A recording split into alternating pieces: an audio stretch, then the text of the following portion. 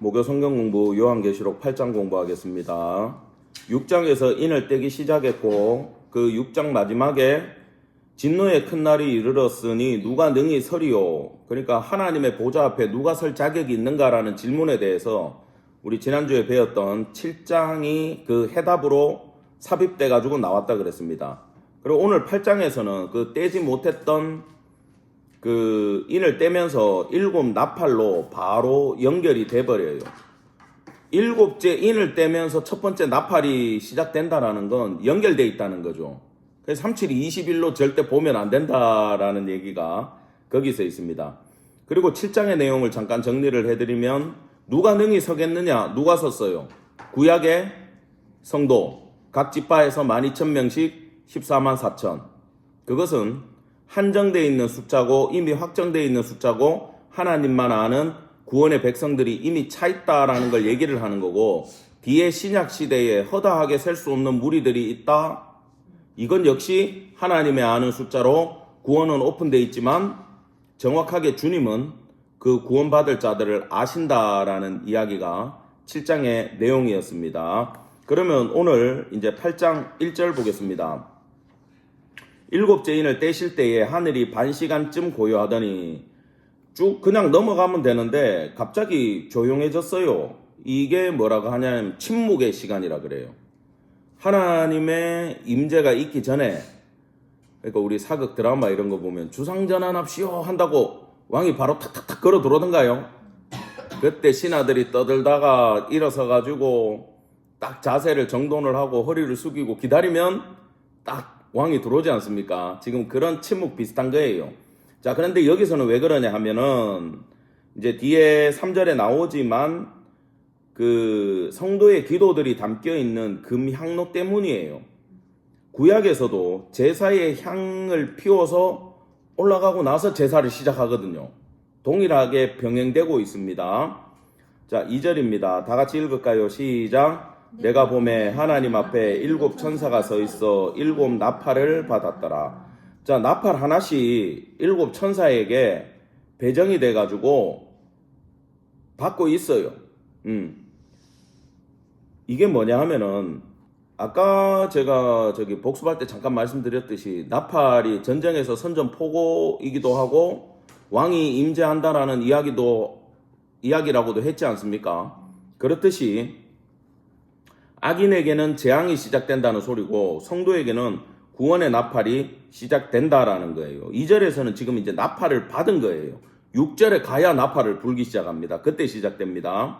3절에 이렇게 보면은 또 다른 천사가 와서 제단 곁에 서서 금향로를 가지고 많은 향을 받았으니 이는 모든 성도의 기도와 합하여 보좌 앞 금제단에 드리고자 함이라.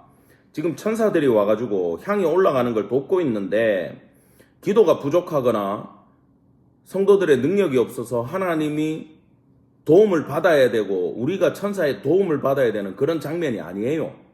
이 장면은 천사를 그렇게 해석하시면 안 돼요. 성도의 기도가 하나님께 올라가도록 옆에서 서포트하는 존재들이지 천사의 역할이 다른 게 있는 건 아닙니다. 그리고 이것은 구약의 희생 제사를 배경으로 하지만 성도의 기도는 제사와 상관없이 향처럼 하나님 앞에 올라간다 안 올라간다? 완벽하게 올라가고 있다라는 거예요. 그래서 우리는 왕같은 제사장으로 직접 하나님 앞에 예수 이름으로 기도를 드릴 수 있는 존재들이고 직접 하나님으로부터 응답을 받을 수 있는 존재라는 것이 여기서 드러납니다. 그런데 특별히 여기서 얘기해 주는 것은 지금까지 응답되지 않았던 기도들이 그러면 사라지느냐? 그렇지 않더라. 마지막 날에 결국 모든 기도는 하나님 앞에 다 올라가고 그 기도를 근거로 하나님의 역사가 시작된다라는 걸 보여주는 거예요. 사실 우리가 요한계시록 5장 8절에서 이미 봤습니다. 향은 뭐냐? 성도들의 기도라 그랬어요. 향이 가득한 금 대접을 가졌으니 이 향은 성도들의 기도라. 5장 8절에 나왔어요. 그러면 이 기도는 어떤 기도들인가? 6장 9절부터 보면 하나님의 말씀과 그들이 가진 증거로 말미암아 죽임을 당한 영혼들이 제단 아래에 있어. 10절에 큰 소리로 불러 이르되 거룩하고 참되신 대주제여 땅에 가하는 자들을 심판하여 우리 피를 갚아주지 아니하시기를 어느 때까지 하시려 하나이까 하니 라는 기도가 결국 지금 상달이 됐어요, 안 됐어요? 완벽하게 상달이 되고 있다라는 겁니다. 4절 같이 볼까요? 시작. 향연이 성도의 기도와 함께 천사의 손으로부터 하나님 앞으로 올라가는지라. 자, 응답되지 않았던 모든 기도가 하나님 앞에 지금 올라갔어요. 자, 5절이 중요합니다. 천사가 향로를 가지고 제단에 불을 담아다가 예수 그리스도가 드려졌던 그 거룩한 제단에서 불을 담아다가 어떻게 합니까? 그 기도 플러스 불이란 얘기예요. 성도의 기도에 향로에다가 기도가 담겨있는 향로에다가 제단에 불을 담아가지고 이 땅에 쏟아버렸어요. 그러니까 우레와 음성과 번개와 지진이 나더라 이렇게 되어 있습니다. 우레, 음성, 번개, 지진 하나님의 임재와 직접적으로 연결되어 있는 것들이죠. 제가 이따가 구약을 다 찾아서 알려드리겠습니다. 자, 지금 이 쏟아지고 이 땅에 재앙이 시작되는 장면에서 이걸 하나님으로부터 보고 듣고 받았던 예수로부터 받았던 요한은 지금 어디 있어요? 반모섬에 있죠. 그 요한의 상황이 어떠냐면 그냥 귀양 가가지고 거기서 늙어 죽어라가 아니고 사형 대기를 하고 있는 거야. 못 죽이니까 언제든 죽여야지 그러고 거기다가 지금 유배 보내가지고 정신적인 학대를 가하고 육체적인 학대를 가하고 있는 상황이라면 요한의 인생의 입장에서 그 삶에서 지금 심정이 어떨 것 같아요? 사실 구원받는 모든 성도들의 대표야, 요한이. 그 대표에게 지금 이 장면을 보여주시는 거야. 너희들의 기도가 하나도 땅에 떨어지거나 사라지지 않았다. 모든 기도는 올라간다.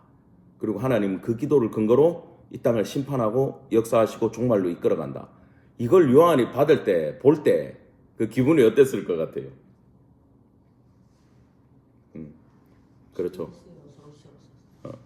지금 무기력한 상황에서 아무 방법이 없을 때 사실 요한이 하고 있던 건 기도밖에 없었어요. 하나님 어떻게 하실 겁니까? 어떻게 해야 됩니까? 자기 인생은 문제가 아니야. 그 로마 시대 때 살아가는 핍박받는 후배 성도들이 너무 걱정되고 힘들었을 거 아닙니까? 하나님 우리 기도 언제 응답됩니까? 언제 응답됩니까? 그러고 있던 상황에 지금 요한이 이 광경을 보고 있다라는 거예요. 우리의 기도가 헛되다 헛되지 않다? 헛되지 않구나. 그걸 보여주는 겁니다. 제가 성경을 보다 보니까 시편 73편을 읽은 적이 있는데 시간 관계상 못 읽어드려요. 나중에 읽어보세요.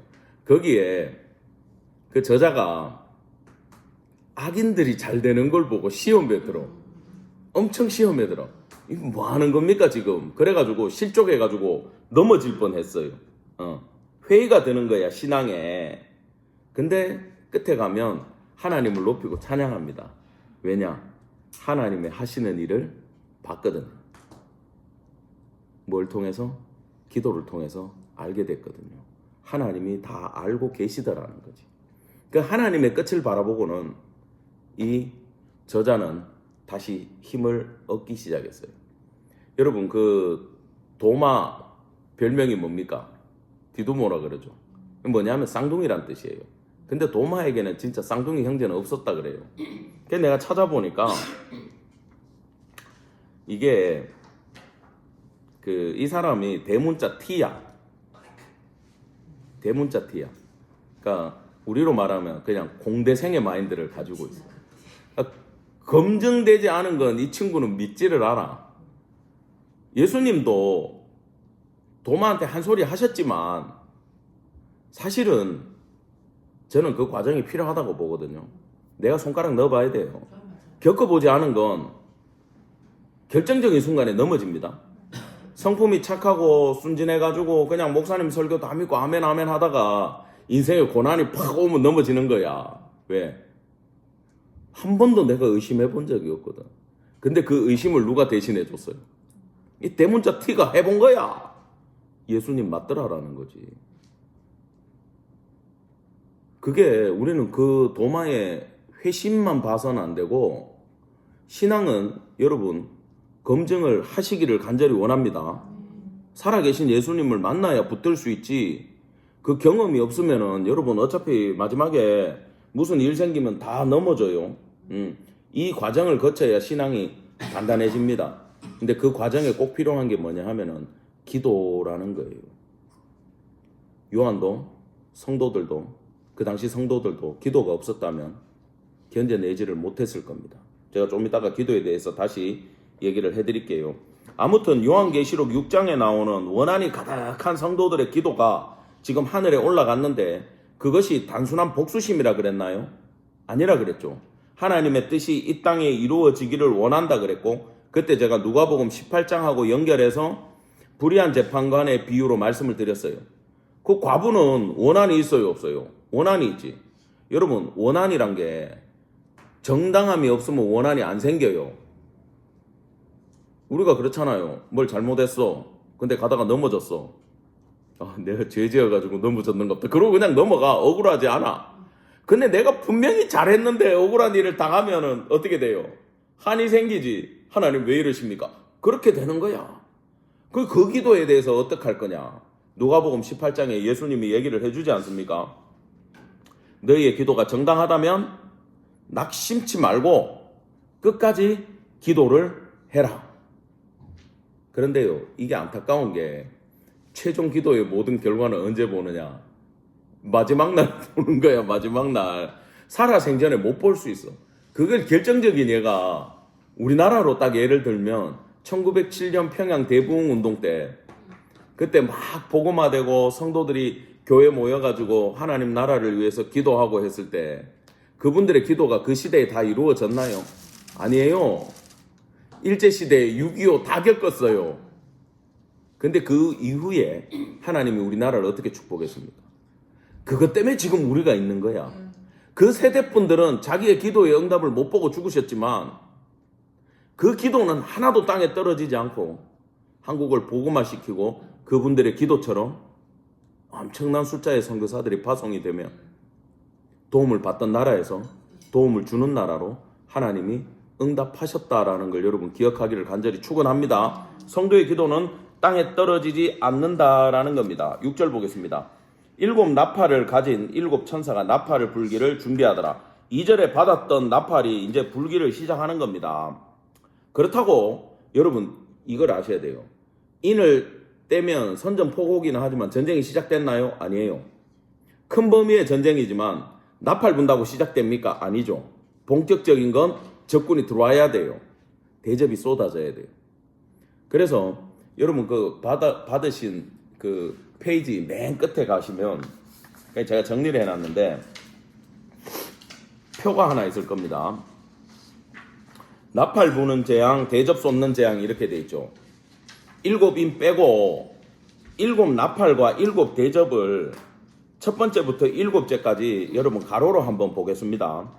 첫 번째 나팔이 불 때 피 섞인 우박과 불이 땅에 쏟아진다라고 돼 있는데 대접이 16장 2절에서 쏟아질 때 그 대접을 어떻게 했어요? 땅에 쏟죠. 2번 쏟겠어요? 크게 이게 하나라는 거예요. 이해가 되죠? 한번 쏟아요. 자, 두 번째도 불붙은 큰 산 같은 것이 바다에 던져지는데 두 번째 16장 3절에 가도 그 대접을 어디다 쏟습니까? 똑같이 바다에 쏟죠. 그 바다 2번 심판하시는 거예요. 이건 마지막 대재앙, 진짜 주님 오시기 직전에 일어나는 그 환란 때는 그 전에 성도들 환란도 겪겠지만 이 새하늘과 새 땅 오기 전에 우리가 사는 이 땅에 임하는 심판에는 그 어떤 것도 남을 수가 없어요. 그래서 앞부분에 있는 건 경고성이라고 보시면 돼요. 그건 조금 이따가 보기로 하고 결국은 지금 연결되어 있다는 걸 지금 머리에 넣고 가셔야 돼요. 세 번째, 별이 하늘에서 강과 물샘에 떨어진다고 8장 10절에 나와요. 근데 16장 4절에 보면 그 대접을 강과 물의 근원에다가 쏟아요. 자, 그 다음에 해, 달, 별 3분의 1이 타격을 받아 어두워져요.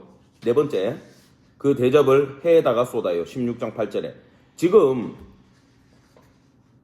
A 다시 대접 쏟는데 보면 1, 2, 3, 4가 땅, 바다, 물, 해 이렇게 돼 있죠. 이거는 뭘 말합니까? 피조 세계 전체 이 뜻을 가지고 있어요. 이걸 이해하셔야 돼요. 그래서 이게 유대인들이 말을 할 때 히브리인들 사고방식이 이래요. 그래서 이 헬라 철학에 찌들어 있는 한국인들은 정말 이해하기가 힘든 거야 이게. 봐요. 땅, 바다, 물, 해. 피조 세계 전 영역에 걸쳐서 7과 3으로 완벽한 심판이 있을 거다. 그 얘기를 우리한테 지금 알려주고 있습니다. 자, 다시 본론으로 돌아가겠습니다. 이제 두 번째 단락이죠. 두 번째 단락 보겠습니다. 이제 첫째부터 오늘 넷째 나팔까지만 보게 될 거예요. 제가 이제 병행은 좀 전에 설명을 했고, 자연계 전체라는 이야기도 했고, 그런데 이제 지금부터 오늘부터 보는 건 전부 다 이 본문에서 여러분들이 체크를 하셔야 되지만, 3분의 1, 3분의 1, 3분의 1, 3분의 1이 계속 나올 거예요, 앞으로. 왜 3분의 1이냐? 따라합시다. 제한적인 재앙이다. 그러면 왜 제한적으로 하나님이 때리시는가? 무슨 말씀일까요, 이게? 그렇죠. 하나님이 기다리고 있다. 회개하고 돌아와라. 그럼 성도들은 이 3분의 1 재앙을 읽으면서 무슨 생각을 해야 돼?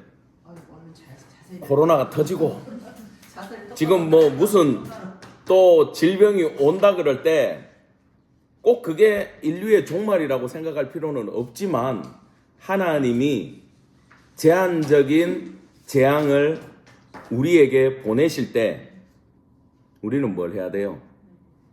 기도하고 구원받을 대상, 주님 앞에 나와야 될 대상, 힘들어하는 영혼들 붙잡아가지고 하나님 앞에 데리고 나와야 될 줄 기억하시기 간절히 바랍니다. 그거 하라고 지금 이걸 보여주시는 거예요. 그리고 제가 이걸 예전부터 계속 강의를 해왔는데 오늘은 특별히 구약의 배경을 여러분한테 다 불러드리겠습니다. 여러분은 그걸 뭐 제가 읽어드릴 거니까 찾으시거나 뭐 굳이 그걸 다 뭐 공부하려고는 할 필요 없어요. 이 요한계시록이 철저하게 생뚱맞게 떨어진 게 아니라 하나님의 말씀에 근거를 두고 있구나라는 배경을 오늘 보도록 하겠습니다. 그러면 먼저 이제 나팔이 계속 나오잖아요. 이는 설명을 했고 나팔은 뭡니까? 성경에서 나팔을 이해를 하셔야 돼요. 성경의 나팔은 원문으로 두 개가 있는데 그냥 전쟁이 일어날 때 인간끼리의 싸움에서 우리끼리의 전쟁에서 적군이 불고 우리가 불었던 나팔은 하초츠라라 그래가지고 그냥 나팔이라고 표기가 되는데 원문만 그래요. 근데 이 하나님이 임재할 때 부는 나팔, 하나님이 전쟁할 때 부는 나팔, 하나님이 명령해서 백성들을 모을 때 부는 나팔은 수장의 뿔로 만든 나팔이라고 나오면서 쇼파르 이렇게 불러요. 쇼파르. 지금 여기 나오는 나팔은 뭐겠어요? 그러면 쇼파르예요. 두 번째 나팔이에요. 하나님의 나팔입니다. 자, 첫 번째 나팔 보겠습니다. 7절 다 같이 시작. 첫째 천사가 나팔을 부니 피 섞인 우박과 불이 나와서 땅에 쏟아지매 땅의 3분의 1이 다 타버리고 수목의 3분의 1도 타버리고 각종 푸른 풀도 타버렸더라. 자, 여기 나오는 나팔은 지금 쇼파르라 그랬는데 출애굽기 19장에 보면 16절부터 19절까지 제가 읽어드리겠습니다. 셋째 날 아침에 우레와 번개와 빽빽한 구름이 산 위에 있고 나팔 소리가 매우 크게 들리니 쇼파르예요. 진중에 있는 모든 백성이 다 떨더라. 하나님의 나팔 소리를 들으면 인간은 떨 수밖에 없어요. 굉장히 강력한 소리입니다. 모세가 하나님을 맞으려고 백성을 거느리고 진에서 나오매 그들이 산기슭에 서 있는데 신하들처럼 지금 쫙 도열해가지고 있다 이 말입니다. 시내산에 연기가 자욱하니 여호와께서 불 가운데서 거기 강림하십니다. 그 연기가 옹기 가마 연기같이 떠오르고 온 산이 크게 진동하며 나팔 소리가 점점 커질 때에 모세가 말한즉 하나님이 음성으로 대답하시더라. 아멘. 여기서 나팔은 하나님의 임재, 하나님의 현현, 그걸 보여주고 있어요. 나팔 보니까 하나님이 오시네. 지금 나팔에는 그 의미가 첫 번째 들어있습니다. 그러면 하나님은 왜 임재하시는가를 알려면 민수기 10장으로 넘어가야 돼요. 거기에 보면 하나님이 나팔에 대한 규례를 두시는데, 여기 나오는 나팔은 또 은으로 만들어요. 은나팔 2개 만들어가지고 회중을 소집해가지고 진영을 출발하게 해라. 나팔 2개를 불 때는 온 회중이 회막 문 앞에 모여서 4개로 나오고, 나팔 2개가 불면 주님 앞에 나가야 돼. 하나만 불 때는 지도자들만 나와야 돼. 너희들이 그걸 크게 불면 행진을 시작하면 돼. 2번째로 크게 불면 남쪽 진영부터 출발하는 거야. 이런 모든 신호를 줘요. 그러면서 8절에 이렇게 나옵니다. 그 나팔은 아론의 자손인 대제사장들이 불지니 누가 불어요? 제사장들이 불게 돼 있어요. 그리고 그 나팔을 적진에 가가지고 저 대적을 치러 나갈 때 나팔을 크게 불면 하나님이 그걸 기억하고, 이렇게 돼 있습니다. 원문에 너희 하나님 여호와가 너희를 기억하고 너희의 대적에게서 뭐 하겠다? 구원하시겠다. 이렇게 나팔 소리가 엄청난 뜻이 있죠. 하나님이 나팔 불고 돌격 그러면 하나님이 그 소리를 듣고 어떻게 하시겠다는 거예요? 적들을 쳐주겠다라는 얘기가 거기 있어요. 자, 나팔을 불면 하나님이 임재하시고 하나님의 성도들은 모여야 되고 진군해야 되고, 적들을 만나면 나팔을 불면 하나님이 임재하셔서 적들을 물리쳐 준다. 적들에게는 뭐예요? 심판의 나팔 소리로 들리겠죠. 우리한테는 구원의 나팔 소리로 들리는 겁니다. 자, 이게 명확하게 들었던 게 뭐냐 하면은 여호수아 6장에 여호수아가 여리고성 칠 때 뱅뱅뱅 돌고 할 때, 여러분 그 광경을 보면 정확하게 나팔 소리에 무너지기 시작한 거예요. 왜냐하면 보세요. 6장 20절입니다. 여호수아 이에 백성은 외치고 제사장들은 뭘 불매? 나팔을 불매. 그렇게 기록되어 있어요. 백성이 나팔 소리를 들을 때 크게 소리 질러 외치니 성벽이 무너졌다. 스타트를 뭐가 끊었어요? 나팔이 끊었어요. 소리쳐가지고 무너진 것만 있는 게 아닙니다. 나팔 불 때 시작된 거예요. 왜? 나팔 불 때 누가 들으세요? 하나님이 듣고 역사하시기로 약속했잖아요. 그래서 여리고성은 누가 무너뜨렸어요? 하나님이 무너뜨렸어요. 백성이 소리쳐가지고 그 음파의 성이 무너지지 않아요. 제발. 하나님이 무너뜨려줘야 돼. 우리 삶의 모든 영역이 누구한테 달려 있습니까? 하나님 앞에 달려 있어요. 하나님 앞에 나팔 부르듯이 기도할 때 하나님이 들으시고 역사해주면 삶에 막혔던 모든 질병과 담과 아픔이 무너질 줄 믿기를 간절히 축원합니다. 아멘. 지금 그 소리예요. 여러분 그 다음에 또 뭐가 나오냐 하면은 우박과 불이 땅에 쏟아졌다. 이렇게 7절에 나옵니다. 우박이 어디서 봤어요? 우박 떨어진 거. 가나안 전쟁 때 우박 때렸고 처음에 어디 나와요? 애굽에 임했던 10가지 재앙에서 피, 개, 이, 파, 악, 독, 우 7번째 재앙이 뭡니까? 우박이었어요. 그 우박도 하나님의 심판의 개념을 가지고 있습니다. 근데 출애굽기 7장 14절에 보면 우박을 왜 두들겨 맞았냐면 바로의 마음이 강팍했기 때문에 두드려 맞았다라고 나와요. 근데 9장 22절에 가니까 여호와께서 모세에게 이르시되 너는 하늘을 향하여 손을 들어 애굽 전국의 우박이 애굽 땅의 사람과 짐승과 밭의 모든 채소에 내리게 하라. 하늘 향해 손 들어라. 그거 보고 내가 우박 때릴게. 이렇게 사인이 맞춰진 거야. 그대로 해가지고 우박이 떨어졌는데 여러분 그러면 이스라엘 사람들도 다 맞았게?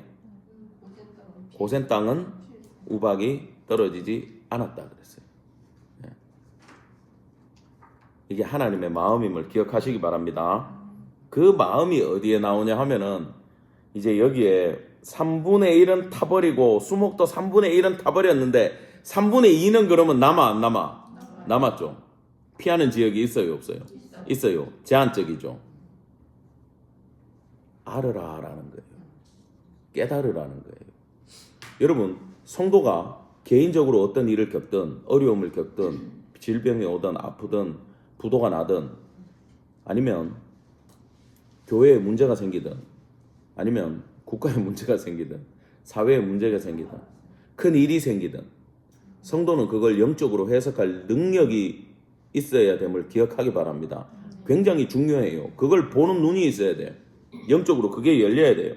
지금 3분의 1의 심판, 그 다음에 자연계에 국한시켜 줄 때 이런 거죠. 우리나라가 이제 지금 좀 따뜻해졌잖아요. 공기가 좋아요, 나빠요? 나쁘죠. 예, 중국에서 엄청나게 넘어와요. 시베리아 쫙 막아줬는데. 중국에서만 넘어오는 게 아니고 우리나라 공단에서도 엄청나게 만들어내. 그렇죠. 근데 추울 때는 그래요, 안 그래요? 안 그래요. 하늘이 파랗죠. 네. 왜?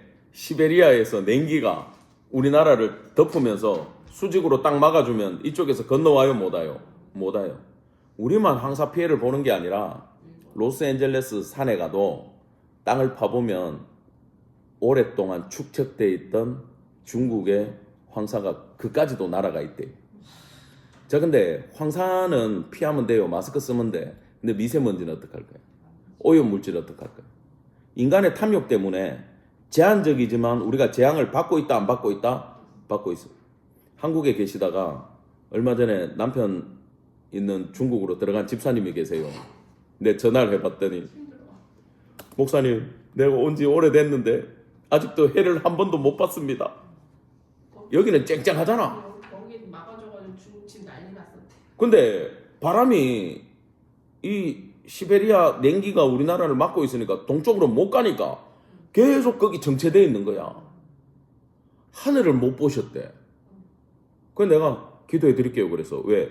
우리가 겪어본 사람들 알지만 매일 흐리면 마음이 어떻습니까? 내 마음도 흐려. 답답해. 어디 가도 흐려. 우울증 생겨요. 굉장히 힘든 거야. 이 재앙도 국한돼 있고 한정돼 있지만 너무너무 힘든 거예요. 이때 우리는 영적으로 이게 누구 탓이다 하지 마세요. 결국 그 중국에서 만든 거 알리익스프레스로 받아가 잘 쓰고 계시잖아. 어차피 그것 때문에 공장 들리는 거야. 우리 쓰라고. 지금 그것만 생각하면 안 돼. 이런 게 올 때 이게 전부 다 우리는 생각해야 돼요. 인간의 탐욕 때문에 제한적인 징벌이 내리는구나 생각을 해주셔야 됩니다. 자, 그 다음에 뭐가 등장하냐면은 불이 등장을 해요. 불이 나와서 땅에 쏟아져요.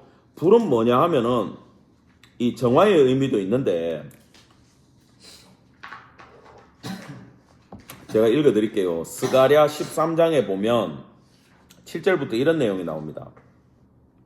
하나님이요, 그냥 생뚱맞게 요한한테만 이걸 보여주신 게 아니에요. 구약시대부터 보여줬어요. 스가랴도 종말을 담고 있습니다. 만군의 여호와가 말하노라. 칼아 깨어서 내 목자 내 짝된 자를 치라. 목자를 치면 양이 흩어지려니와 작은 자들 위에는 내가 내 손으로 들이우리라. 여호와가 말하노라. 온 땅의 3분의 2는 멸망하고 3분의 1은 거기 남으리라. 제한적이죠. 내가 그 3분의 1을 불 가운데에 던져 불이 나와요. 은같이 연단하여 금같이 시험할 것이라. 이렇게 이야기가 되어 있습니다. 지금 하나님이 제한적으로 심판하시겠다라는 건 그 안에 뭐가 있습니까? 하나님의 긍휼하심이 들어있어요. 이때 하나님의 백성은 깨달아야 된다라는 거예요. 돌아오라는 신호구나. 그래서 인생의 어려움을 겪고 사회가 어려움을 겪을 때 성도들은 종말이 두려워서 언제 천국 갈지 몰라서 기도하라는 얘기가 아니라 하나님의 뜻을 알기 위해 기도하는 성도들 되기를 간절히 바랍니다. 자, 이제 두 번째 나팔로 넘어가겠습니다. 8절 다 같이 읽겠습니다. 시작. 둘째 천사가 나팔을 부니 불 붙는 큰 산과 같은 것이 바다에 던져지매 바다의 3분의 1이 피가 되고. 자, 불 붙는 큰 산과 같은 것이 바다에 던져졌어요. 저번에 제가 언제 금요일 설교할 땐가 예수님이 감람산에 서가지고 우리 그 기도 간절한 기도 얘기할 때 감람산을 들어가지고 사해바다에 던지는 얘기도 했을 때 그게 산이 두 쪽으로 갈라지는 게 종말에 대한 신호라 그랬잖아요. 그죠? 자, 그게 또 어디 나오냐면 에레미야 51장에 나와요. 불탄 산이 나와요. 자, 거기 나팔도 나옵니다. 제가 읽어드리겠습니다. 참고로 에레미야서는 그때 멸망받아야 될 불타야 될 산은 어디냐 하면 바벨론을 얘기하는 거고, 이걸 받을 때 요한한테는 로마가 되는 거고, 종말에 우리를 핍박하는 어떤 제국과 세력이 될지는 몰라요. 근데 이게 시대마다 바뀌지만 동일한 마인드로 성도들을 핍박하는 나라들이에요. 아시겠어요? 예. 자, 여호와의 말씀이니라 25절입니다. 예레미야 51장 25절. 여호와의 말씀이니라 온 세계를 멸하는 멸망의 사나 보라. 나는 내 원수라. 나의 손을 내 위에 펴서 너를 바위에서 굴리고 너로 불탄산이 되게 할 것이니. 불탄산 나왔습니다. 사람이 내게서 집 모퉁이 돌이나 기초돌을 취하지 아니할 것이요 너는 영원히 황무지가 될 것이라. 여호와의 말씀이니라. 불타버렸으니까 황무지가 되겠죠. 망했다는 얘기입니다. 땅에 깃발을 세우며 나라들 가운데 나팔을 불어서 나라들을 동원시켜 그를 치며. 자, 다른 나라를 일으켜서 전쟁의 나팔을 불어서 그것을 칠 것이다라는 이야기가 바벨론 멸망에 그대로 나오고, 요한이 이걸 받을 때 로마의 멸망이 이렇게 될 것이라는 걸 그대로 받았고, 종말을 살아가는 성도들에게 동일하게 적용이 되고 있다라는 거예요. 그래서 성경을 읽을 때는 옛날 이야기가 그러면 안 되고 현재형으로 내가 겪고 있다라고 보기를 바랍니다. 그 34절로 넘어가면 이렇게 나와요. 바벨론의 느부갓네살 왕이 나를 먹으며 나를 멸하며 나를 빈그릇이 되게 하며 큰 뱀같이 나를 삼키며 나의 좋은 음식으로 그 배를 채우고 나를 쫓아내었으니. 35절. 내가 받은 폭행과 내 육체에 대한 학대가 바벨론에 돌아가기를 원한다고 시온 주민이 말할 것이요 내 피를 흘린 죄가 갈대아 주민에게로 돌아가기를 원한다고 예루살렘이 말하리라. 이렇게 끝나요. 35절에. 자, 말할 것이요 말하리라. 이렇게 끝나요. 이 뭔 말일까요? 말한다라는 게.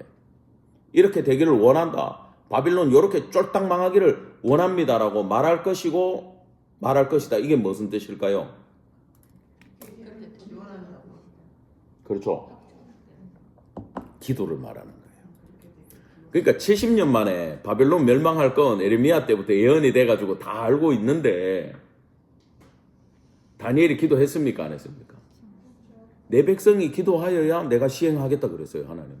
그러면은 우리가 역사의 흐름, 종말을 다 알아도 기도해야 되는 이유는 뭘까요? 왜 그렇게 말하라 그래요? 기도하라 그래요, 하나님이.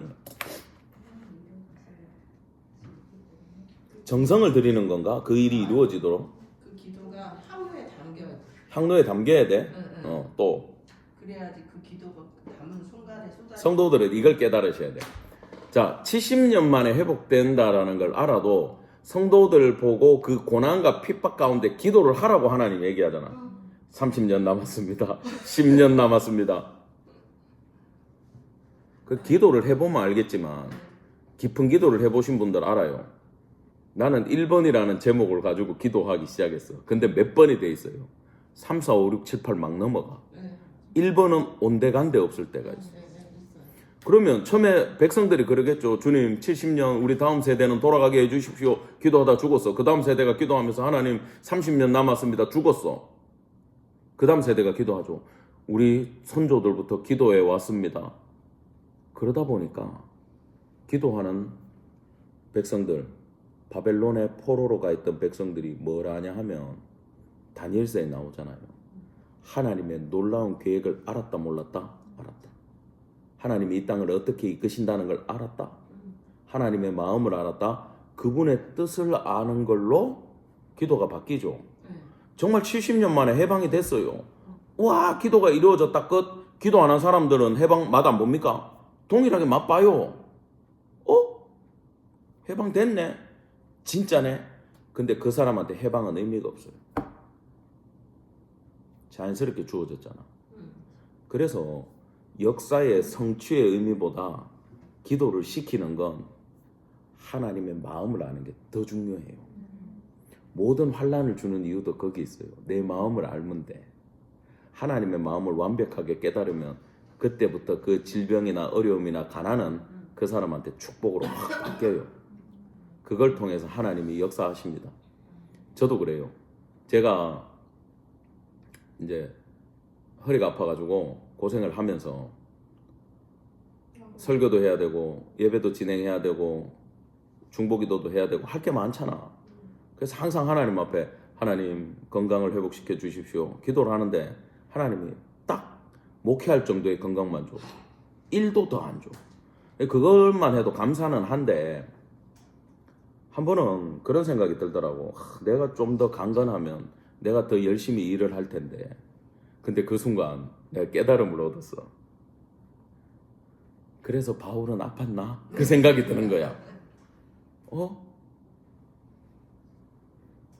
약하고 아프잖아요. 그러면 제가 설교대에 올라가잖아요. 그럼 나는 누구를 의지합니까? 주님 서서 오늘도 설교할 힘을 주십시오. 그러잖아. 하나님 오늘 기도해야 되는데 힘이 없어요. 하나님 역사해 주세요. 나중에 이게 깊어지면 어떻게 되냐면 주님 내 몸을 빌려드릴 테니까 주님이 얘기하시고 내를 내어드릴 테니까 하나님이 성령께서 대신 기도해 주시고 그냥 맡기게 돼 점점. 그렇다고 제가 뭐 준비를 안 하는 건 아니지만 의지하는 마음이 커져요. 왜? 내가 약해지니까. 이게 유익이고 이게 은혜더라고. 나의 약함이 그분의 강함이란 걸 내 몸소 체험하고 있지 않습니까? 그래서 포로기 자체가 중요하고 70년 만에 해방된다라는 게 중요한 게 아니라 성도들이 그걸 붙들고 기도하면서 하나님 마음 알아가고 주님을 믿는 신앙으로 바뀌어 나가는 게 그게 하나님 목적임을 기억하시기 바랍니다. 재앙도 전부 다 그 뜻을 갖고 있기 때문에 바다의 3분의 1이 피가 되는 거예요. 자, 3분의 1이 피가 됐다. 피 뭐예요? 어디서 나와요?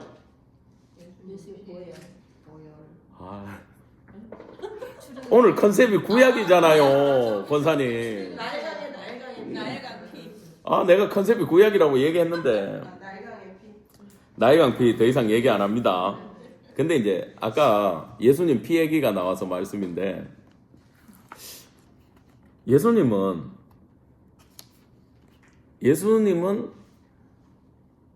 여기 모세는 나일강을 물을 피로 바꿨죠. 그걸로 심판했죠. 근데 예수님도 물을 뭐로 바꾸신 적이 있어요, 없어요? 있어요.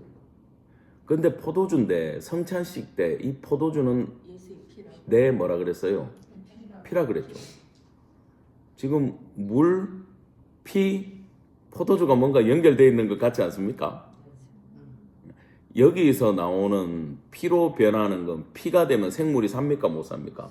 못 살죠. 그렇다고 우리가 포도주 마신다고 살아요? 못 살죠. 결국 누구로 살아야 돼요? 예수로 살아야 되죠. 여러분 그 가나 혼인잔치에 대한 비유는 주일학교 때부터 물이 변하여 포도주 됐네 찬양 기억나죠? 예수님의 기적의 목적이 있지 않아요. 그 다음에 예수님 마리아 어머니 보고 여자여 이렇게 또 소리했다고 그것도 중요하지 않아요. 그건 실제로 극존칭입니다. 근데 왜 어머니라고 부르지 않았을까?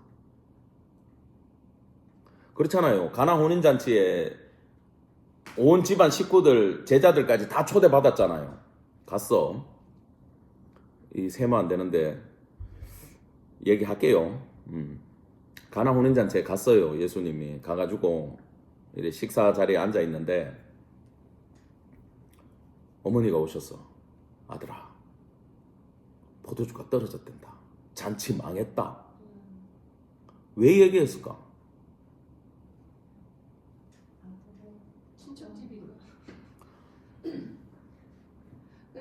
예수의 능력을 엄마는 알아서 몰랐어. 알았어. 그래서 이 전설 따라 산만리 이런 기록들이 있는 자료를 보면은 진짜 그랬대. 예수님이 동생들 데리고 놀 때 땅에다가 성경에 없어. 그런 책에 기록돼 있어. 참새를 이렇게 그리잖아요, 예수님이. 그러고 툭 치면 참새가 내가 날아갔대. 그러니까 가족들도 예수님의 특별한 능력을 알았어요, 몰랐어요?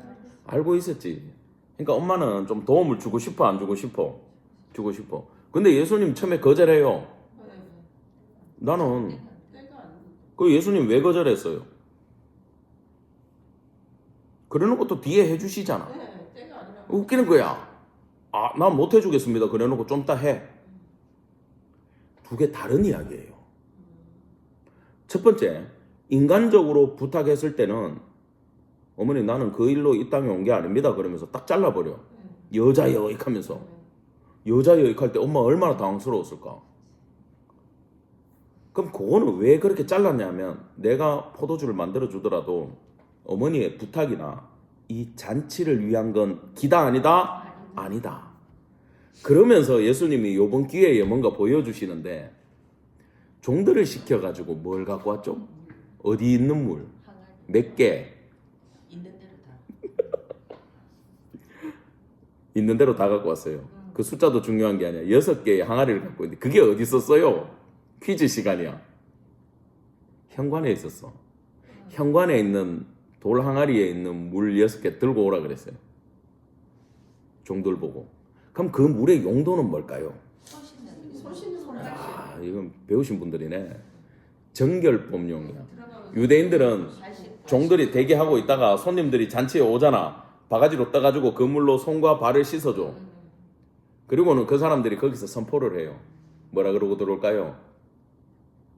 이제 정결하다 그러고 들어와요. 이제 정결하다 그러고 들어옵니다. 그러면 이게 정결 예식용 물이라는 거예요. 근데 그걸 예수님이 갑자기 뭐로 바꿔요? 포도주로 바꾸죠. 정결 예식으로 정결해진다 안 된다? 안 된다. 그 다음에 성찬식으로 연결돼요. 그 얘기가. 내 피를 마시라 그러잖아. 예수의 보혈을 맛본 자만이, 예수의 피로 씻긴 자만이 구원받는다. 그 사람만 하나님이 정결한다고 볼 것이다. 시간 관계 때문에 지금 내가 막 비약적으로 건너뛰고 있어. 나중에 한번 설교할게요. 자, 그래서 결국 지금 이 피라는 거, 보혈이라는 거, 포도주라는 걸 우리가 이걸 받아들여야 돼요. 이게 뭐냐? 구약에 숨어있는 예수 그리스도의 그림자라는 거예요. 지금 쭉 연결해가지고 지금 출애굽기부터 요한복음에서 요한계시록까지 우리가 이렇게 쭉 건너뛰면서 보면서 그냥 피로는 사람이 죽지만 예수의 피로는 사람이 산다 안 산다? 산다라는 걸 지금 보여주고 있어요. 그래서 3분의 1을 칠 때 예수의 피로 돌아오라는 시그널을 이 안에 지금 전부 다 숨은 그림처럼 하나님이 담아 놓으셨다라는 겁니다. 자, 9절입니다. 다 같이 시작. 바다 가운데 생명 가진 피조물들의 3분의 1이 죽고 배들의 3분의 1이 깨지더라. 자, 바다 가운데 피로 변하니까 3분의 1이 죽어버렸어요. 나일강이 피로 변했을 때 출애굽기 7장에 18절에 나일강의 고기가 죽고 그 물에 악취가 나서 사람들이 물을 마시지 못했다. 자, 왜 하나님은 그때 애굽의 강을 쳤을까? 생명의 젖줄을 쳤을까? 그들이 그걸 우상으로 생명의 근원으로 신으로 섬겼기 때문에 그게 신이 아니다라는 걸 보여주기 위해서 나일강을 때렸다 그랬어요. 생명의 주인은 하나님밖에 없다라고 얘기를 해주신 겁니다. 근데 여기 지금 배들의 3분의 1이 깨졌다. 이게 뭘까요? 당시에 대부분의 배들은 여러분 상선입니다. 로마 시대 때 배들은 상선이에요. 심지어 우리 사도 바울이 로마로 압송되던 배도 상선을 로마 정부하고 맺은 계약으로 유통권을 허락을 해주면서 로마 군인들이 편하게 쓸 수 있게 해줬죠. 그래서 상선이 3분의 1이 깨졌다. 경제가 어떻게 됐다? 3분의 1이 무너졌다. 피폐한 삶이지만 굶어 죽을 정도는 아니다. 정신 차려라. 그 이야기를 해주고 있다라는 겁니다. 자, 10절 보겠습니다. 세 번째 나팔과 그 내용 해석이 나오는 것이 10절입니다. 10절 다 같이 읽겠습니다. 시작. 셋째 천사가 나팔을 부니 횃불같이 타는 큰 별이 하늘에서 떨어져 강들의 3분의 1과 여러 물샘에 떨어지니. 자, 큰 별이 하늘에서 떨어지는 거, 별이 떨어진다라는 거, 우리는 별 그러면 뭐 예수님만 생각하지만 성경에서 별은 꼭 예수님만을 상징하지 않아요. 계명성 기억나죠? 예. 바벨론, 로마, 그 다음 제국의 멸망을 표현해 주는 것이 큰 별이 떨어지는 이야기입니다. 자, 11절로 바로 넘어갈게요. 이 별의 이름은 쓴쑥이라. 쓴쑥 동그라미 딱 치세요. 물의 3분의 1, 또 제한적이죠. 쓴 수기 됨에 그 물이 쓴물이 됨으로 많은 사람이 죽더라. 전부 다 죽은 게 아니에요.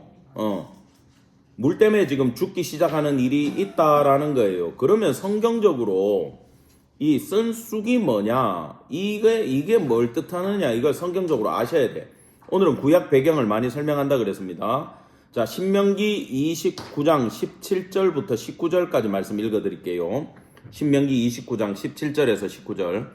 너희가 또 그들 중에 있는 가증한 것과 목석과 은금의 우상을 보았느니라.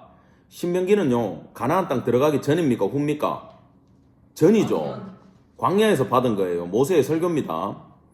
너희 중에 남자나 여자나 가족이나 집하나 오늘 그 마음이 우리 하나님 여호와를 떠나서 그 모든 민족의 신들에게로 가서 섬길까 염려하여 독초와 쑥의 뿌리가 너희 중에 생겼어. 쑥의 뿌리 지금 나왔어요? 안 나왔어요? 나왔어요. 이 저주의 말을 듣고도 심중에 스스로 복을 빌어 이르기를 내가 내 마음이 완악하여 젖은 것과 마른 것이 멸망할지라도 내게는 평안이 있으리라 할까 함이니라. 자, 우상숭배 이꼬르 쑥, 쓴 쑥, 뿌리, 우상숭배하고 연결돼 있죠. 자, 그걸 하는 자들이 평안함을 기대하지 마라라는 이야기가 모세의 신명기 설교였어요. 이건 가나안 땅에 들어가기 전입니다. 그래서 우상의 문화 플러스 혼합 종교, 이걸 지금 신명기에서는 쓴 쑥이라고 얘기를 하는 거예요. 그거 마주할 때 너희들은 마음에 대비를 해야 된다. 우상 숭배의 위험성을 알아야 된다. 그래서 쓰다라는 거, 성경에서 쓰다라는 건 우상 숭배에 빠지는 행위를 말하는 거예요. 왜 쓸 수밖에 없어요? 약이 될 줄 알고 먹는데 결국은 독이 되는 거거든요.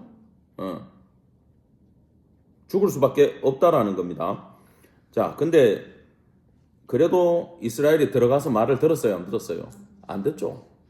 왜 안 들을 것 같아요? 이게 영적으로 묶이기 때문에 그래요. 이걸 깨야 돼. 예수님이 오셔가지고 그 거라사 강연 우리 배웠잖아요. 쇠사슬로 묶어놨죠. 귀신 들린 자 난리를 치니까. 그건 상징으로 보여주는 거예요. 악한 영에 묶여있다라는 거예요. 그걸 깨는 거는 뭐밖에 없어요? 예수님 보혈의 능력밖에 없어요. 보혈의 능력 의지하시기 바랍니다. 자, 아모스 6장 12절에 또 나와요. 말들이 어찌 바위 위에서 달리겠으며 소가 어찌 거기서 밭을 갈겠는가. 그런데 너희는 정의를 쓸개로 바꾸며 공의의 열매를 쓴 쑥으로 바꾸며. 근데 13절이 더 중요해. 허무한 것을 기뻐하며 이르기를 우리는 우리의 힘으로 뿔들을 취하지 아니하였느냐 하는도다. 우리의 힘으로 뿔들을 취하지 아니하였느냐 서로 얘기한다라는 건 우리 능력으로 잘 된 게 아니냐. 우상숭배 하면서도 우리가 열심히 하고 우리가 정성을 들이고 우리가 우상숭배 잘해가지고 잘 먹고 잘 사는 게 아니냐라고 얘기하고 있다 이놈들아. 그 얘기가 아모스서입니다. 우상숭배를 하면서도 자기가 지성을 들이고 열심을 들이고 정성을 들여가지고 잘 될 것이다 착각하지 마라라는 게 아모스 6장의 이야기였어요. 자, 근데 우리는 그러면 우리 속에는 이런 마음이 쓴 쑥이 있을까요? 없을까요? 있겠죠? 없다고 할까봐 반박 자료를 준비해 갖고 왔는데 있다고 얘기를 해보니까 내가 할 말이 없습니다. 있다고 치고 감사합니다. 사도행전 9장에 보면 빌립이 사마리아 성에 가가지고 복음을 전하는 장면이 나와요. 참 그때까지 이름 없는 그냥 집사님인데 그 사마리아 성에 가가지고 복음을 전하자 놀라운 기적이 일어납니다. 그 성에 누가 있냐 하면 시몬이라는 마술사가 있어요. 배우셔가지고 따로 본문은 안 찾습니다. 그때 어떤 일이 일어났냐 하면 12절에 보면 빌립이 하나님 나라와 및 예수 그리스도의 이름에 관하여 전도함을 그들이 믿고 남녀가 다 세례를 받으니 13절에 이래 나와요. 시몬도 믿고 세례를 받은 후에 전심으로 빌립을 따라다니며 그 나타나는 표적과 큰 능력을 보고 놀라니라. 자, 시몬도 믿었고 세례도 받았고 전심으로 따라다녔고 하나님의 역사에 놀라기도 했어요. 우리 모습하고 같아야 달라요. 같죠? 같아요. 근데 시몬은요, 빌립을 어떻게 봤냐면 이게 마술사라고 나오지만 실제로는 마법사에 가깝습니다. 시몬은. 그러니까 귀신의 능력을 빌리고 주술을 통해 가지고 어떠한 기적을 일으키면서 자칭 큰 자였어. 나 자기 굉장히 위대하다 그러고 자랑했는데 빌립이 더 센 거야. 그래서 얘는 그 무당들도 똑같아요. 그러니까 예수 믿는 사람들 제발 무당한테 가지 마. 근데 무당한테 나와가지고 점괘가 나오면은 아 나는 가짜구나라고 생각하세요. 주님한테 맞아. 그거 내가 어떤 목사님 설교 들었는데 어떤 권사님이 서울에 있는 큰 교회에 있었던 사건이야. 어떤 권사님이 계속 병들고 아프고 집에 문제 생기고 남편 문제 생기고 하니까 무당한테 간 거야. 몰래 가고 돈 내고 아무 말 교회 다닌다는 얘기 안 하고 가가지고 내 인생이 왜 이렇습니까? 좀 어떻게 해야 되겠습니까? 물어보니까 무당이 막 하잖아. 하더니 네 교회 댕기나? 이거들 그래가지고 예? 하니까 점괘가 안 나오는데 네가 모시는 신이 더 세다. 가라 이카더래. 그 신한테 가가 얘기해라. 근데 이 권사님이 그 말에 너무 은혜를 받는 거야. 우리 그 하나님 더 세구나. 그래가 와가지고 그 속행이가 뭐 할 때 또 얘기를 해가지고 담임 목사님 귀에까지 들어갔대. 목사님 화가 나갖고 관사 장로가 무당한테 간다고 교회가 한번 뒤집어졌어요 그 사건으로. 근데 내가 그 예화를 들으면서 맞아, 하나님 믿으면 무당한테 가서 점괘가 안 보여야 돼. 그 권사님은 진짜긴 해. 잠시 흔들렸던 거야. 근데 이 무당들이 뭐라고 얘기하냐면 네가 모시는 신이 더 크다라고 얘기해요. 시몬이 지금 딱 그 격이야. 박수무당인가 봐. 빌립이 모시는 신이 이름은 모르겠는데 어쨌든 더 세니까 내가 그 신을 받아야 되겠다라고 생각을 하고 쫓아다닌 거야. 아무튼 시몬이 불쌍해요. 근데 이 소식이 예루살렘에 들어갔어. 베드로하고 요한이 파견 나왔어.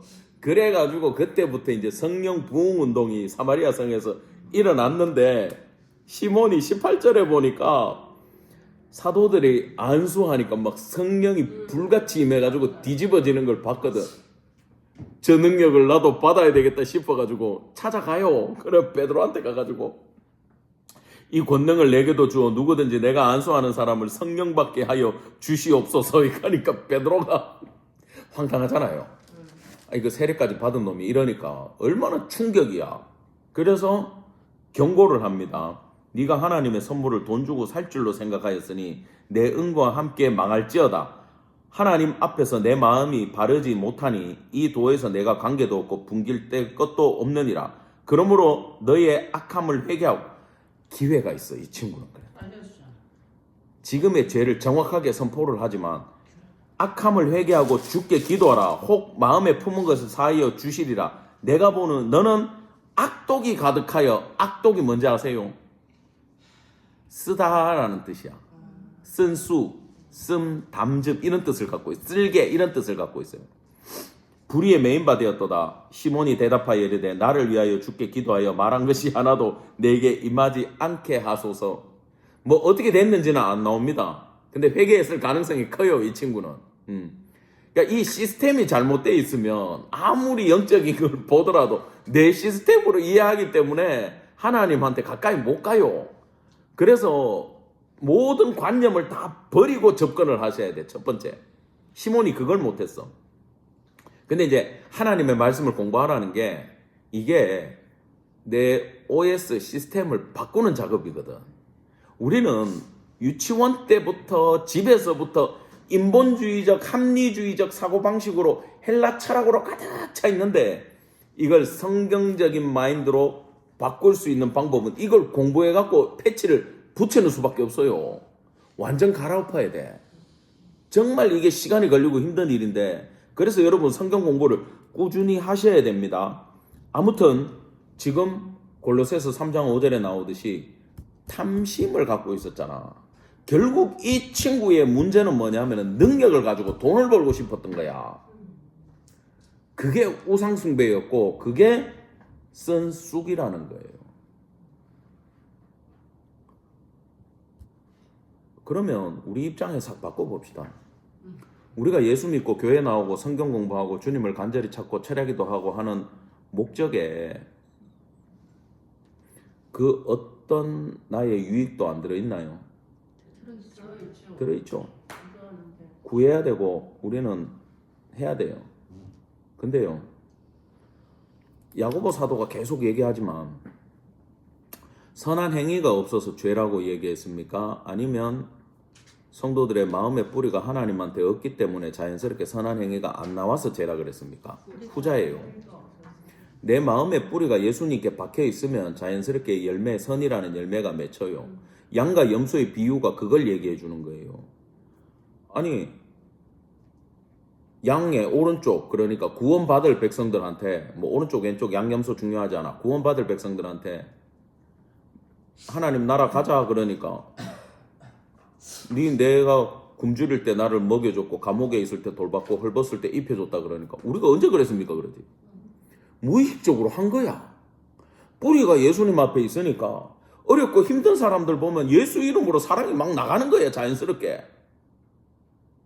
뭘 계획해가지고 내가 선교원금 얼마 해야지, 내가 어디 도와야지, 내가 거지들 만나면 1,000원씩 줘야 되니까 내가 10,000원 바꿔가 1,000원짜리 들고 다녀야지.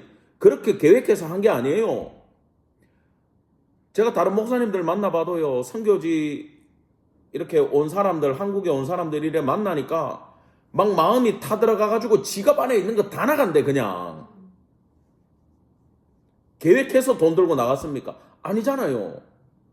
오는 마음 그대로 나가는 거예요. 그러니까 이 친구들은 자기들이 예수님을 언제 도왔는지 몰라. 근데 지옥 갈 애들한테 하나님이 얘기합니다. 이 나쁜 놈들아, 내가 줄이고 굶주리고 감옥에 있을 때 너 나를 안 돌봤다. 우리가 언제 안 했습니까? 그래. 여러분, 그게 무의식 중에 안 했다라는 얘기예요. 그래서 야고보 사도는 선을 행해서 의로워지는 게 아니라 선을 행할 수밖에 없다. 왜? 신앙의 근거가 하나님에게 있고 내가 예수만 믿고 있고 그분을 의지하고 그 보혈을 의지하고 살아가는 자는 그게 입 밖으로 나올 수밖에 없고 그 행위가 나올 수밖에 없다. 그걸 선이라고 얘기하고 무의식적으로 안 하는 놈들을 악이라고 얘기하는 것 뿐이에요. 결국은 야고보서도 행위를 얘기하는 게 아니라 뿌리가 있다면, 믿음이 있다면 자연스럽게 행위는 나올 수밖에 없다라는 걸 얘기해 주는 거예요. 자, 우리도 똑같습니다. 우리가 우리 속에 쓴 쑥이 없느냐? 우리 기도할 때 그런 거 있잖아요. 내 유익을 위해서 기도하고 내 가정을 위해서 기도하고. 그건 나쁘다는 거 아니에요. 하셔야 돼. 근데 뿌리가 어딨냐라는 거죠. 교회 찾아와가지고 사업 잘 되게 기도해 주세요. 그럼 제일 먼저 그거 물어봐요. 사업 잘 되면 뭐 할 건데? 그럼 성교비 내겠대. 지금 자네가 돈을 못 벌면 지금 1,000원 헌금하면 돼. 그거는 지금 1,000원 헌금하고 성공하면 100만 원 헌금하라는 뜻이 아니에요. 네가 할 마음이 네 마음 뿌리 속에 있냐, 그걸 물어보는 거예요. 네가 뿌리가 옳은 데 박혀 있다면 어떤 일을 하고 무엇을 하든 하나님이 축복해 주시게 돼 있어. 근데 뿌리가 잘못되어 있으면 아무리 신령한 사람 찾아가가지고 차라리 무당한테 가는 게 빨라요. 그 얘기를 하는 거예요. 여러분, 우리 속에 쓴 쑥에 대해서 경계하는 성도 되기를 간절히 축원합니다. 아멘. 자, 12절입니다. 다 같이 시작. 넷째 천사가 나팔을 부니 해 3분의 1과 달 3분의 1과 별들의 3분의 1이 타격을 받아 그 3분의 1이 어두워지니 낮 3분의 1은 비추임이었고 밤도 그러하더라. 자, 타격을 받았다. 적으세요. 결정적인 타격. 회복 불가능한 타격. 이걸 말하고 있어요.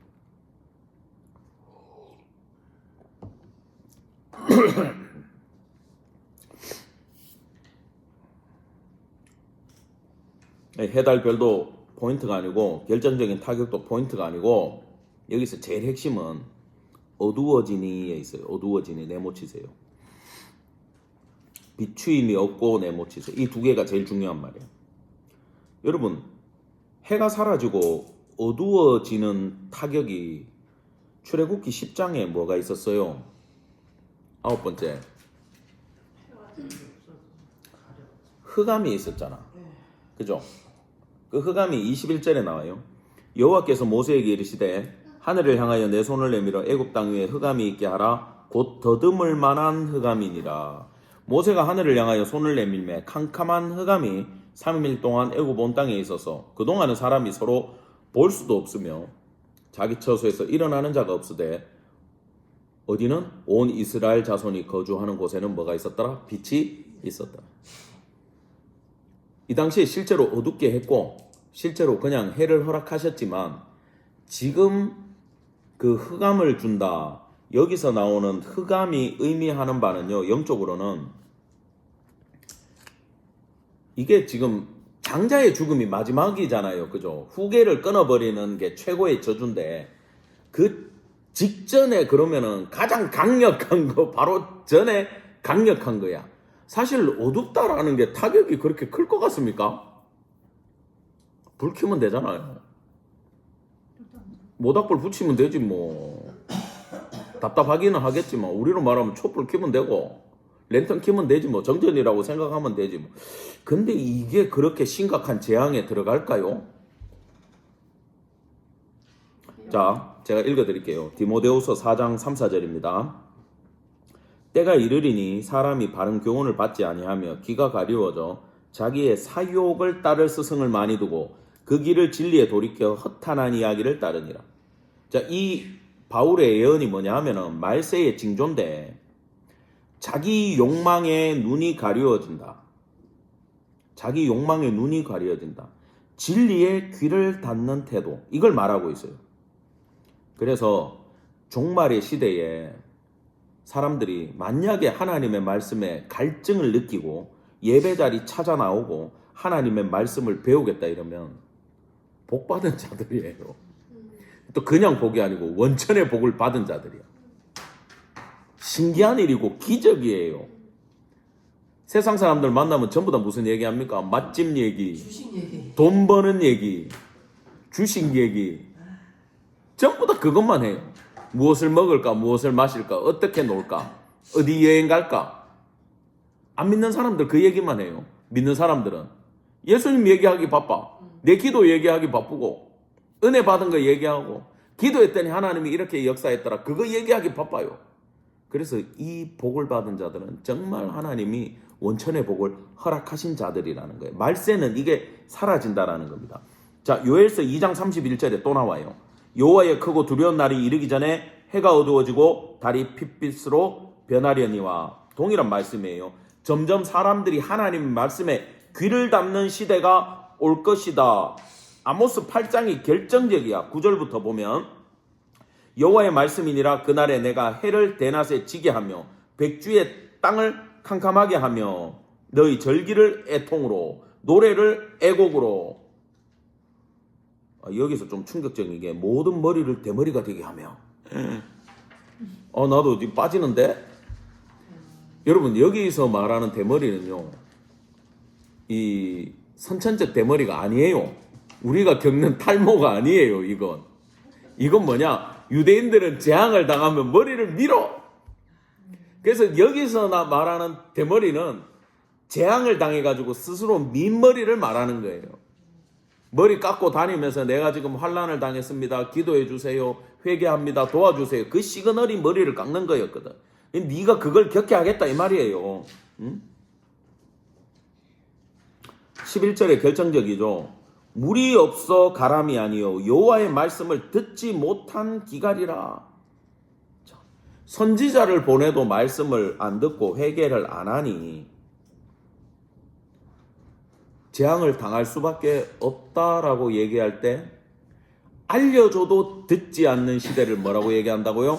흑암의 시대라고 얘기하는 거예요. 지금 시대입니다. 듣는 사람만 듣지 안 듣는 사람 죽어보자고 안 들어요. 그래서 여러분 마지막 흑암의 시대에 필요한 게 뭘 것 같아요? 하나님의 말씀이에요. 때를 얻든지 못 얻든지 하나님의 말씀으로 준비돼야 되고 하나님 말씀 배우기 위해서 내 모든 것 들여서 노력해야 되고 땅 팔고 집 팔고 냉장고 팔아가지고 보아만 살 생각하지 말고 하나님의 말씀 사기를 간절히 축원합니다. 예, 계속 하나님 말씀 공부하셔야 됩니다. 13절입니다. 내가 또 보고 들으니 공중에 날아가는 독수리가 큰 소리로 이르되 땅에 사는 자들에게 화가 있으리니. 지금 우리가 네 번째까지 봤잖아요. 그럼 앞으로 화가 몇 개 남았다는 거예요? 3개 남았어. 근데 또 완전수야. 심각한 해가 남아있다 그 말입니다. 응? 새 천사들이 불어야 할 나팔 소리가 남아있음이로다 하더라. 자, 공중에 날아가는 독수리가 얘기해 주는 건요, 독수리가 빨라요 안 빨라요? 매 독수리 엄청나게 빠르잖아. 신속하게 강하게 임할 것이다. 3번 온전한 화가 임할 것이고 앞으로 3번이나 남았다. 그러나 3분의 1만 때리는 것은 돌아올 여지를 남기겠다. 여러분, 오늘 말씀의 결론입니다. 3분의 1을 보시면서 제한된 재앙 가운데 성도들은 하나님께서 마지막 추수를 하라는구나. 나 역시 말씀을 가까이 하고 예배를 가까이 하고 주님을 간절히 찾아야 되는 흑암의 시대가 왔구나. 말씀 붙들자. 이 자세를 가져야 되고, 주변에 힘들어하고 어려워하고 넘어져 있는 영혼들 볼 때마다 다음에 전해야지가 아니라 지금 전하셔야 돼요. 저는 지금 이 시대를 살아가고 있는 것 같아요. 제한된 재앙의 시대. 죽지는 않아. 아직 살만해. 경제는 무너졌어도 일부만 무너졌어. 앞으로 로봇 나와봐요. 공장에서 나오는 사람들 천지지. 그 사람들한테 재앙이야. 그때 뭐 먹고 살지? 우리 자식들 어떡하지가 아니고, 주님이 제한된 신앙을 줄 때 뭘 신경 써야 된다고?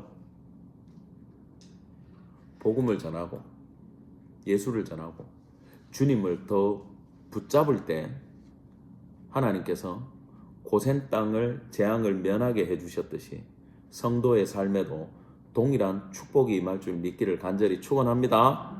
아멘. 기도하겠습니다. 주님 은혜를 감사드립니다. 오늘도 하나님 말씀 공부했습니다. 주여, 종이 실수한 얘기 있으면 성도들이 잊게 하시고 오직 하나님의 뜻 안에 있는 말씀만 기억나게 하셔서 특별히 지금 이 시대를 살아가며 성도들이 하나님의 말씀 붙들고 예수의 보혈을 의지하여 기도하게 하시고 또 복음을 듣지 못한 것에 선교적 사명을 가지고 전하는 귀한 성도들 될 수 있도록 은혜 베풀어 주시옵소서. 감사드리며 우리 구주 예수 그리스도의 이름 받들어 간절히 기도드렸습니다. 아멘.